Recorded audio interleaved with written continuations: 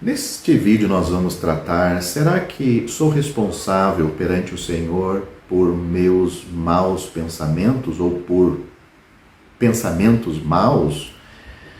O Senhor usou o profeta Isaías para dizer ao seu povo desviado que, ele diz assim, porque os meus pensamentos, o Senhor está dizendo pelo profeta Isaías ao seu povo desviado, porque os meus pensamentos não são os vossos pensamentos, nem os vossos caminhos, os meus caminhos, diz o Senhor.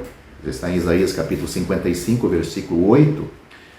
Várias circunstâncias da vida podem contribuir para maus pensamentos, mas não os justificam diante de Deus. A Bíblia aborda a impureza, tanto os desejos gerais da carne contra a vontade de Deus, quanto os desejos específicos que o Senhor Jesus associa à fornicação. Isto está em Mateus capítulo 5. A sensualidade impura pode envolver o que está além da normalidade das relações humanas, como também dar rédeas soltas a todas as paixões da mocidade. O Senhor Jesus disse, porque do interior do coração dos homens saem os maus pensamentos. Note que interessante. Os adultérios, note, isso são pensamentos. As fornicações, os homicídios, os furtos, a avareza, as maldades, o engano, a dissolução, a inveja, a blasfêmia, a soberba, a loucura. Todos estes males procedem de dentro e contaminam o homem. Só os pensamentos nos contaminam. Marcos capítulo 7, do versículo 21 ao 23. Paulo, escrevendo ao jovem Timóteo, ele disse: foge também das paixões da mocidade e segue a justiça, a fé, o amor, a paz com os que, com um coração puro, invocam o Senhor. 2 Timóteo capítulo 2, versículo 22. A preocupação é um problema para os cristãos. Quando o Senhor Jesus disse, não pense, ou seja, não coloque os seus pensamentos ou não gaste tempo com os seus pensamentos dizendo o que vamos comer. Mateus capítulo 6, versículo 31. O Senhor Jesus não estava condenando pessoas prudentes ou não estava condenando a prudência de uma pessoa, mas tendo pensamentos ansiosos, obcecados pela preocupação. Este é o sentido aqui. Tais pensamentos seguem as sugestões de Satanás de que o cuidado de Deus não é suficiente.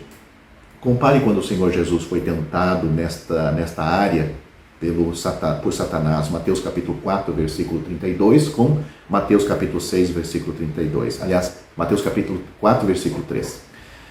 Quando a mente fica preocupada com tais preocupações materiais, a porta se abre para desejos desordenados de ganho material, ou seja, a cobiça, pensamentos intransigentes, Mateus capítulo 18, versículo 35, rancor, vingança e raiva alimentada, Efésios capítulo 4, versículo 26, são intrusos, nocivos para a mente do cristão.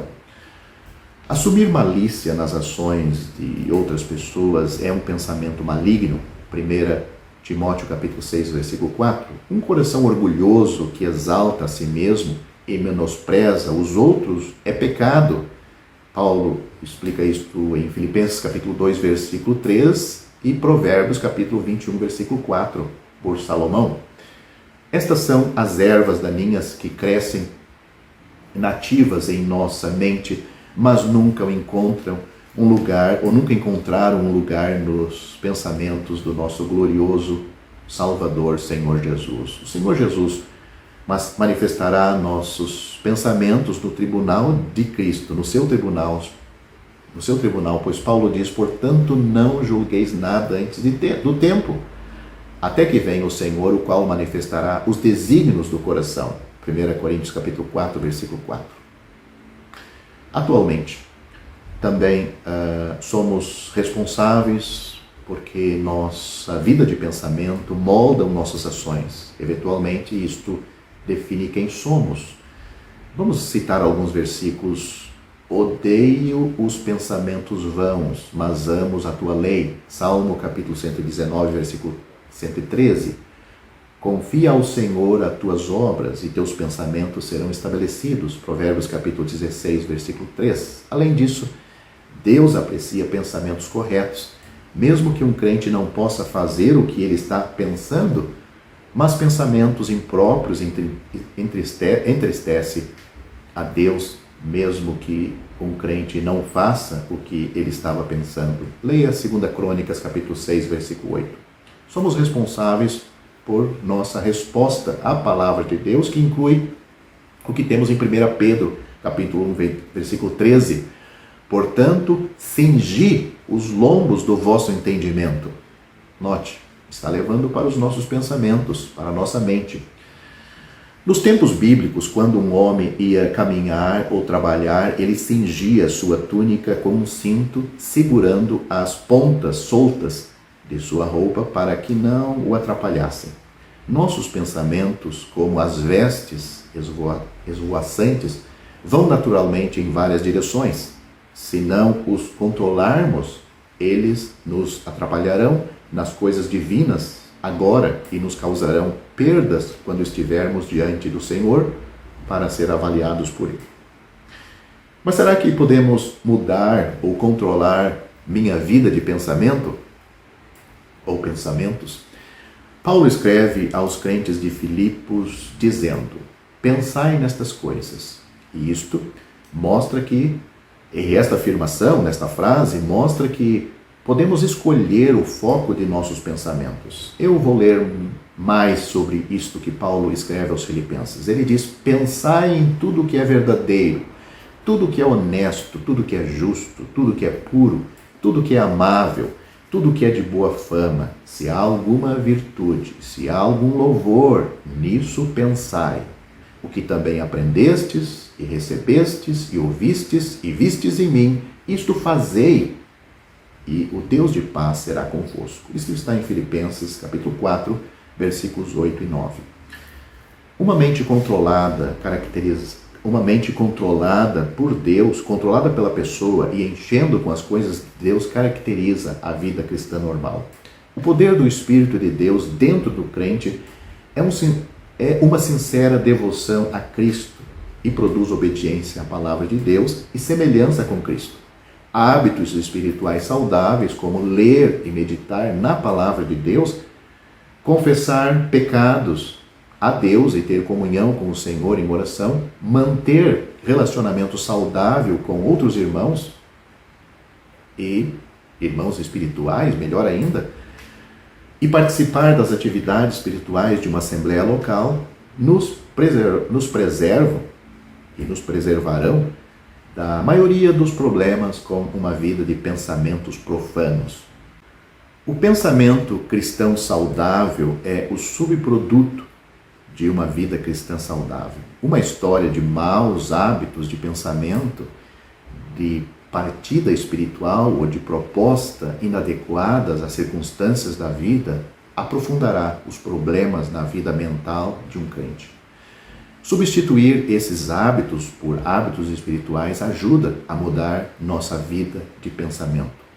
O remédio é focado na amabilidade de Cristo e nas coisas positivas e que honram a Cristo. Paulo, escrevendo aos Colossenses, ele disse: portanto, se já ressuscitaste com Cristo, buscai as coisas que são de cima, onde Cristo está assentado à destra de Deus. Pensai nas coisas que são de cima, e não nas que são da terra, porque já estáis mortos, e a vossa vida está escondida com Cristo em Deus. Quando Cristo, que é a nossa vida, se manifestar, então também vós vos manifestareis com Ele em glória. Isso está em Colossenses capítulo 3, versículos 1 a 4. Ao enfrentar condições que desencadeiam pensamentos errados, leia versículos bíblicos relevantes. Isso permite que a palavra de Deus fale e fortaleça a sua mente. Em espírito de oração, elimine o tempo ocioso. Cultive a companhia de um Deus onisciente, pois o Espírito Santo é o Deus que vive e habita, mora em nós, mora em todo salvo. Ele não precisa pedir que o Espírito venha sobre ele, habite nele, pois na hora da sua salvação, conversão, ele já fez morada naquele crente. O que está faltando talvez a este crente dar lugar para ele agir. Selecione cuidadosamente sua comida diária. Alguns alimentos que você vê e ouve semeiam sementes de pensamentos errados. Substitua isso por alimentos espirituais fortalecedores. Ouça e cante canções ricas em verdades bíblicas. Por esses meios, a palavra de Cristo habitará ricamente em você. Isto Paulo afirma em Colossenses capítulo 3, versículo 16. As falhas não precisam produzir desesperança no crente, pois tudo posso naquele que me fortalece. Afirma Paulo em Filipenses capítulo 4, versículo 13. E, portanto, apesar de nosso fracasso, temos um Salvador que pode nos livrar do poder do pecado. Resolver o problema por determinação ou métodos humanos é inadequado. Se o meio não for espiritual, o resultado não será espiritual.